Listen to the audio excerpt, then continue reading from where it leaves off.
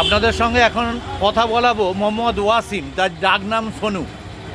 কলকাতায় যারা আমরা থাকি, কলকাতায় যারা আমরা অফিস কাছারি করি, আমরা দেখি এই ধরনের অনেক মানুষ যারা আজকে পাওয়া যায় না, তার একদম বেকার, রোজগার নেই, যারা এইভাবে কষ্ট করে থাকে, যারা হাত পায়ের পাট দুটো নেই, যারা এই ধরনের ট্রাইসাইকেল নিয়ে যারা বিভিন্ন জায়গায় ঘোরে, এখানকারই একজন সহৃদয় দাতা এই নতুন ট্রাইসাইকেল, এটা আগে দেয়া হয়েছিল, তারপর আবার একটা নতুন এটার প্রবলেম হচ্ছিল, আবার তাকে একটা নতুন ট্রাইসাইকেল দেওয়া হয়েছে।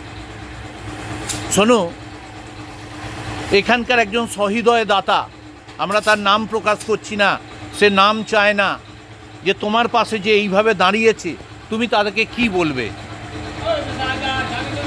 হ্যাঁ, আমি কি বলবো? যেটা গাড়ি দিয়েছে তার ভগবান আছে, এটাই বলবে। যেটা গাড়ি দিয়েছে সে আল্লাহ।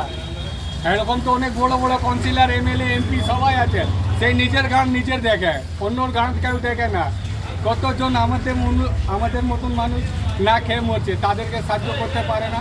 যার কাছে আমি শোনু ওই ব্যাপারে যাচ্ছি না, কে কিন্তু আমার বলা উচিত, কে কি দিল। শোনু, আমরা অন্য কাউকে প্রশাসনের তরফ থেকে দোষ দেবো না বা দিই না। কে কি দিতে পারলো না সেটা তোমার নিজস্ব ব্যাপার।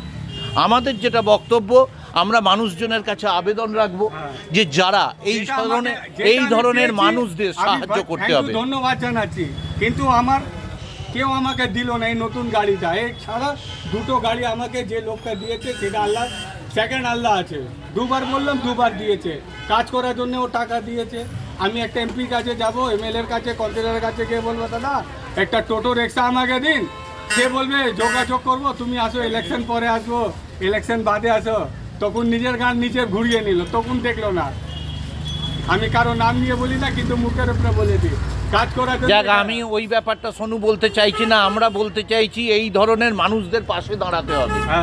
এই ধরনের মানুষদের পাশে দাঁড়াতে হবে যারা আজকে সমাজে অবহেলিত, যারা আজকে দুবেলা দুমুঠো অন্যের সংস্থান করবার জন্যে তার পরিবার, এর একটি ছেলে আছে, এ নিয়ে সংসার কিভাবে চালাবে, একে আর একজন ওই সহৃদয় দাতাই তাকে টাকা দিয়েছে যে অর্থ জোগাড় করতে হবে তোমাকে। সে জুতো নিয়ে, এই গাড়িতে জুতো নিয়ে সে বিক্রি বাটা করে এবং তাই দিয়ে সে সংসার চালাচ্ছে। অনেক দিন ধরেই আমরা বলছিলাম তোমাকে আর একটা নতুন গাড়ি দেবো, তুমি এইভাবেই। আমার বক্তব্য হচ্ছে এই জায়গায় যে কলকাতা, পশ্চিমবঙ্গের বিভিন্ন জায়গায় এই ধরনের মানুষ দেখতে পাবেন। অনেক সহৃদয় দাতা, তাদের পাশে অনেকে দাঁড়ান না। তা সেই ক্ষেত্রে আমি বলবো যে এই ধরনের মানুষদের পাশে দাঁড়ান, এই ধরনের মানুষের পাশে সেবার মাধ্যমে উপকৃত করুন। স্বামীজি কি বলেছেন? যে মানুষের পাশে দাঁড়ান। মাদার টেরিজা কি বলেছেন? মানুষের পাশে দাঁড়ান। আমাদের হজরত মোহাম্মদ কি বলেছেন? মানুষের পাশে দাঁড়ান। সবাইকারই একটা বক্তব্য, দুস্থ অসহায় মানুষের পাশে দাঁড়িয়ে কাজ করতে হবে। তা আমরা এই সহৃদয় দাতাকে অভিনন্দন জানাই। এই ধরনের মানুষ আরও পৃথিবীতে জন্মাক, যারা গরিব অসহায় মানুষের কথা চিন্তা করবে। সোনু, ভালো থেকো, সুস্থ থেকো, পরিবারকে নিয়ে আনন্দে থেকো।